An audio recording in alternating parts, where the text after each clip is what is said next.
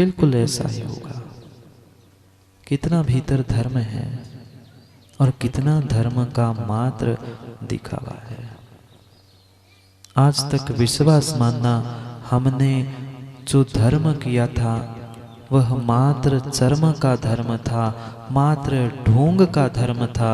धर्म का ढंग आज तक नहीं सीख पाए। वास्तव में धर्म का ढंग क्या था, किस प्रकार से हमें धर्म करना था, वह बात, उसका रहस्य हम नहीं समझ पाए। खूब गला फाड़ फाड़ के हमने चिल्लाया, खूब गला फाड़ फाड़ के चिल्लाया, सुन अहिंसा में विश्व धर्म की। क्या बोलते हो, क्या बोलते हो? अहिंसा में विश्व धर्म की जय बोलते हो। यहाँ तो हाथ ऊपर करके जय बोल रहे थे और धीरे से चलते चलते वह बगल वाले के पैर पे पैर मार दिया। तो उन्हें पैर कुचला था ना, मैं तो जय, अरे कितनी गलती हो गई। यहाँ तो जयकारा लगा रहे अहिंसा में परमो धर्म की जय और धीरे से टोनी से मार दिया, अरे लग गया। तो ऐसे भीतर तो भाव यही थे कि ये लग जाए, इसने मेरे साथ ऐसा किया था ना, हम सबके सामने में इसको देख। क्या चल रहा है? ये ढोंग है, अभी धर्म का ढंग नहीं आया, नहीं समझ में आया। कितना ही जयकारा लगा लेना, कितना ही परम अहिंसा धर्म की बातें व्याख्या जयकारा लगा देना, भीतर नहीं उतरा है तो धर्म काम का नहीं है। पढ़ते हैं अगले छंद को, 10वें छंद में और रहस्य की बातें समझनी। क्यों बार बार वही बातें, शब्द बदलकर, भावना बदलकर, कुल मिला के बात एक ही थी, पर मात्र भावना शब्द बदल बदल कर अपने आप को अच्छा और सच्चा बनाने का प्रयास था। मात्र अच्छा नहीं, सच्चा भी, और मात्र सच्चा नहीं, अच्छा भी। कई बार ऐसा हुआ, हम अच्छे तो होते हैं बाहर से, वह ढोंग था पर सच्चे नहीं था। कभी कभी ढंग तो आता है पर हमें व्यवहार नहीं आता, इसलिए हम अच्छे नहीं हो पाते। दोनों को एक साथ समझना था, सच्चाई को और अच्छाई को, चर्चा को और चर्या को। जब तक दोनों नहीं है तब तक सिक्का नहीं है, जब तक दोनों पहलू नहीं है तब तक एक सिक्का नहीं है। ऐसे जीवन के दो पहलू नहीं है तब तक जीवन सच्चा, अच्छा, चर्या, चर्चा नहीं है। पढ़ते हैं पहले 10 नंबर के छंद को, फिर करते हैं क्या कहना चाहते हैं आज। कौन सी ऐसी बात है, कौन सी ऐसी भावना भा रहे है जिससे मेरा जीवन बदल सकता है। याद है ना मेरी भावना? नहीं है? याद है तो पढ़ लो, याद है तो थोड़ा सा पढ़ने का प्रयास करो। नहीं पढ़ना? पढ़ लो। इति भीति व्यापे नहीं जग में, दृष्टि समय पर हुआ करे। धर्मनिष्ठ होकर राजा न्याय प्रजा का किया करे। रोग मरी दुर्भिक्षण फैले, प्रजा शांति से जिया करे। परम हिंसा धर्म जगत में फैले, सर्वहित किया करे।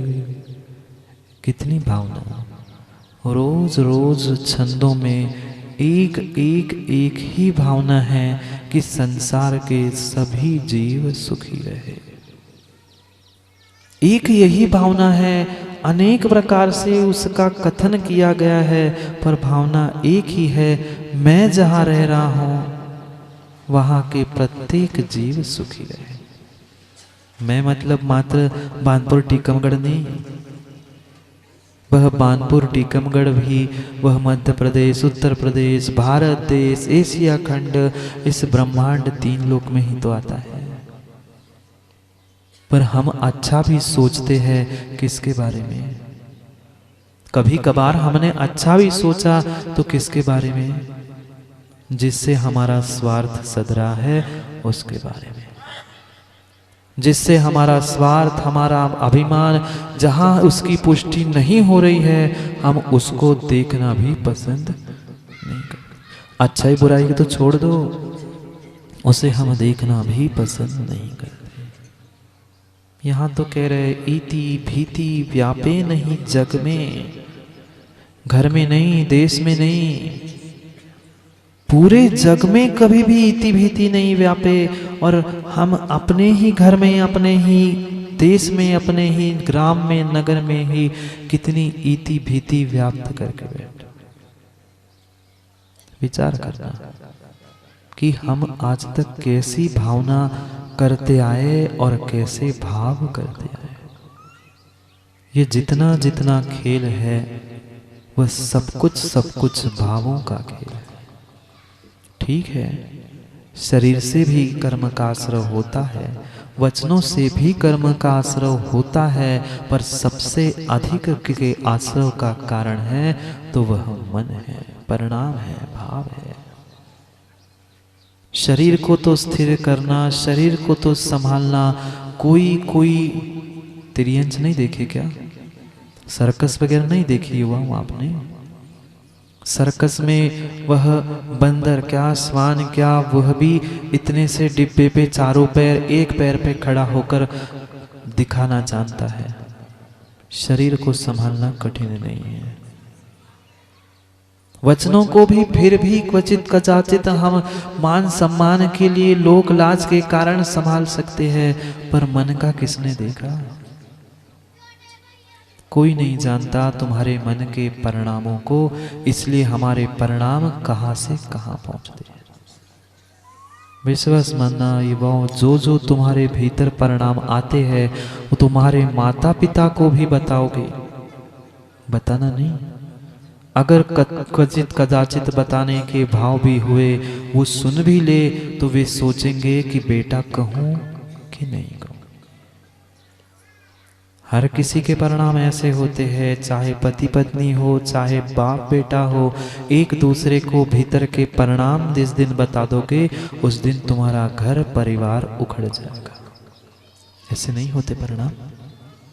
होते हैं परिणाम। परिणामों का, उस भावों का कोई प्रमाण पत्र हमारे पास नहीं है, ना हमें समझाने वाला है, ना कोई समझने वाला है। इसलिए तो ये सब कुछ हो रहा है। क्यों नहीं भावना भा सकते हम दूसरे के बारे में अच्छी? क्यों नहीं सोच सकते कि पूरे ब्रह्मांड में, पूरे संसार में, पूरे देश में कभी भी इति भीति व्याप्त ना हो? हम तो ऐसा प्रयास करते हैं, मेरा नाम चलने के लिए मैं चाहे जिसको डराऊं धमकाऊं, मेरे बिना काम नहीं होगा। ध्यान रखना, ऐसे भी जीव होते हैं हिंदू भाई, ऐसा नहीं सोचना। काम तो, कार्य तो हमें करना ही करना है, पर कभी भी किसी को डरा धमका कर काम मत करवाना। यहाँ तो कह रहे इति भीति व्यापे मत, और हम ही उसमें अगर डरा कर धमका कर कार्य कर रहे हैं तो हमारा कार्य धर्म का है ही नहीं है, न्याय का मार्ग है ही नहीं। कितना न्याय और कितना अन्याय करते हैं दुनिया के साथ नहीं, वो तो करते ही आए हैं, अपने आप से कितना बड़ा अन्याय करते हैं। क्या जरूरत थी लिखने की, वृष्टि समय पर हुआ करे। हम सोचते हैं हमारे यहाँ वृष्टि हो जाए, हमारे घर में कमी ना पड़े, पर भाई ये कभी हमारी विश्वव्यापी दृष्टि रही। सब जगह पर अगर समय पर पानी नहीं गिरेगा, समय पर इति भीति व्याधि दूर नहीं होगी, तो कहीं ना कहीं बगल में लगी हुई आग। पहले तो लोग यही सोचते थे अभी तो चीन में है ना, भारत में थोड़ी आया, अभी तो चीन में है ना, भारत में नहीं आया। अब जब भारत में आया तब लोगों की आंखें खुली है। ऐसा ही होता है, बगल में लगी आग देखते रहेंगे, अभी बगल में लगी है, पर चिंता मत करना, बगल में लगी है, कितने मिनटों में तुम्हें भी वह अग्नि की ज्वाला लपेटे में ले ले, कोई भरोसा नहीं है। सब जगह पर अगर समय पर वर्षा, समय पर कार्य नहीं होंगे तो तुम्हें जो भोजन मिल रहा है आज, भले ही क्या प्रत्येक सामग्री तुम्हारी भारत में मिलती है? कुछ सामग्री जो बाहर से आ रही है, वहां अगर समय पर कार्य नहीं होगा तो तुम्हारे देश में आएगी, समय पे आएगी, फिर तुम्हें ज्यादा मोल देना पड़ेगा। अधिक पैसा देकर तुम कब तक लेते रहोगे? व्यक्ति की सोच इतनी छोटी हो चुकी है कि वह विशालता को प्राप्त कर नहीं पा रहा। बिल्कुल उस कूप मंडुक जैसे, जानते हो कूप मंडुक? कूप यानी कुआं, मंडुक यानी मेंढक। जानते तो बहुत कुछ है महाराज, पर कुछ हो नहीं सकता। इतनी इतनी छोटी सोच है। जो बेचारा कुएं में रहने वाला मेंढक है वो सोचता है कि यही मेरे लिए महासागर है, पर महासागर था? नहीं था, नहीं था, नहीं था। बहुत बहुत बहुत विशाल महासागर उस कुएं से भी कई विशाल था, पर जो कभी कुएं से बाहर निकला ही नहीं है, जिसने अपने आंखों पर घोड़े को देखा, क्या सुनो, घोड़े को देखा आप लोगों ने? उसके आंखों पे, उसके आंखों पे किसकी? घोड़े की कि आपकी? सबकी कह रहा हूं। घोड़े के तो आंखों पर लगी हुई पट्टी हमें दिखती है, समझ में आती है, पर हमारे आंखों पर और बुद्धि पर, दिमाग पर लगी हुई पट्टी नहीं दिख रही है। घोड़े के तो फिर भी आंखों पे है। दुनिया कहती है इसकी नजर इधर उधर ना जाए, इसलिए उसके आंखों पे पट्टी लगी है। हमारी भी तो बुद्धि पर पट्टी लगी है। हम भी तो जितना कहा गया है, उसने, दादाजी ने कहा, पिताजी ने कहा, इनने कहा, हम मात्र उतना ही सोचते, उतना ही देखते हैं। वास्तव में सामने वाले में क्या है क्या नहीं है, वह विवेक लगाकर नहीं समझते। नहीं लगी पट्टी, आंखों पे नहीं लगी, आंखों पे नहीं लगी, हमारे तो दिलो दिमाग में ही पट्टी लगी है, इसलिए हमारी सोच छोटी है। कितनी कितनी कितनी छोटी सोच हो चुकी है। व्यक्ति आज ना देश के बारे में, ना राष्ट्र के बारे में, ना नगर के, ना समाज के, ना घर के बारे में भी नहीं सोचता। तब तक वह घर के बारे में सोचता है, तब तक देश, नगर, राष्ट्र, समाज के बारे में सोचता है, जब तक अपने पे कुछ नहीं बीतती। जैसे ही स्वयं पर आँच आती है तो घर परिवार क्या, माता पिता क्या, बेटे भाई, पति पत्नी, सबको छोड़कर अकेले खड़े दिखते हैं। कौन लड़ रहा है कोर्ट कचहरियों में? कौन लड़ रहा है कोर्ट कचहरियों में? कोई बाहर से आके नहीं लड़ रहे हैं, अपने अपने ही लड़ रहे हैं। अपने अपने ही एक दूसरों के सामने खड़े होकर लड़ रहे हैं। विचार करो, क्यों हम अपनी सोच को, अपनी विचारधारा को छोटा करके रखें? जब तक सोच बड़ी नहीं होगी तब तक विश्वास मानना, भगवान क्या तुम इंसान भी कहलाने के योग्य नहीं हो। अरे कम से कम इंसानों के ही बारे में सोच लो, इंसान नहीं, कम से कम अपने समाज, देश, राष्ट्र के ही बारे में सोच लो। हमारा अहिंसामय धर्म मात्र इंसानियत, मानवता नहीं सिखाता, वो तो प्रत्येक जीव की अहिंसा की बात करता है, चाहे वह एकेंद्रिय हो चाहे पंचेंद्रिय हो। कभी कभी हमें एकेंद्रिय, तीन इंद्रिय, चार इंद्रिय जीव तो दिखते हैं, पर साक्षात पंचेंद्रिय की हिंसा नहीं दिखती। और कभी कभी पंचेंद्रिय दिखता है, तब ये छोटे छोटे जीव नहीं दिखते, हम उनको सरासर नष्ट कर देते हैं।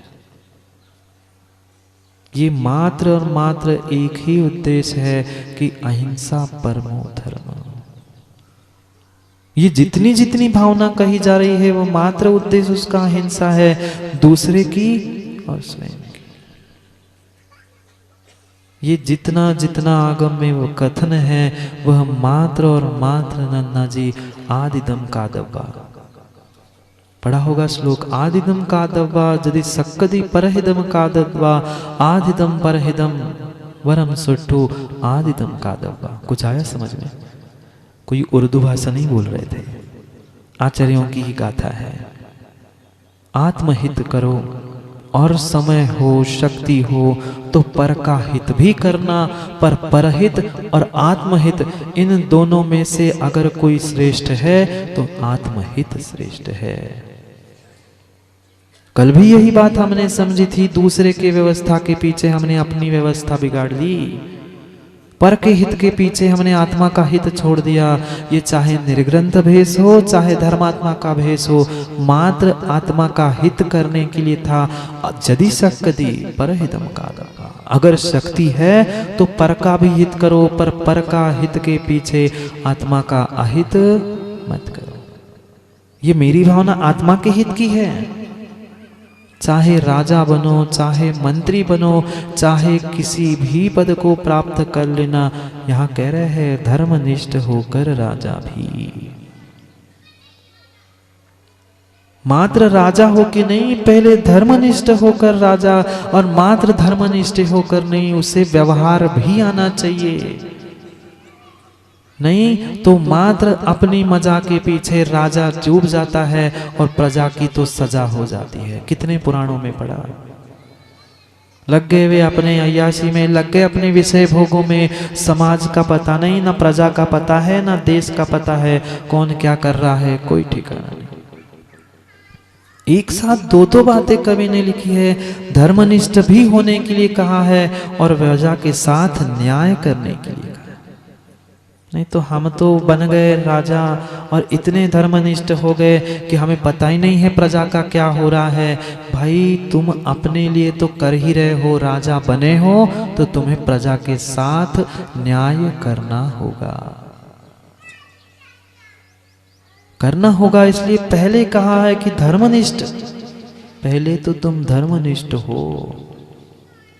अपने लिए ही तुम धर्मनिष्ठ नहीं हो, अपने लिए ही धर्मनिष्ठ नहीं हो तो दूसरे के साथ क्या न्याय करोगे? जो अपने साथ न्याय करना नहीं जानता वह दूसरे के साथ न्याय नहीं कर सकता। करना दोनों का न्याय है, करना दोनों का कल्याण है, पर पहला कल्याण अपना और साथ साथ दूसरे का। ये नहीं कहा, ये नहीं कहा मात्र राजा धर्मनिष्ठ हो, ये नहीं कहा मात्र राजा प्रजा का न्याय करे। प्रजा का ही तो न्याय कर रहे थे, प्रजा का ही तो न्याय कर रहे थे जिनकी आज जयंती मना रहे हो। पता है क्या? अजानीनाथ भगवान की जन्म जयंती है। महावीर भगवान की तो हर कोई मनाता है, पर भूलना मत जो हमारे इस युग के प्रथम तीर्थंकर आदिनाथ भगवान की आज जयंती है। न्याय तो कर रहे थे, कौन सा अन्याय किया था प्रजा के साथ, पर इंसान के साथ न्याय कर रहे थे, तिर्यंच के साथ अन्याय हो चुका था।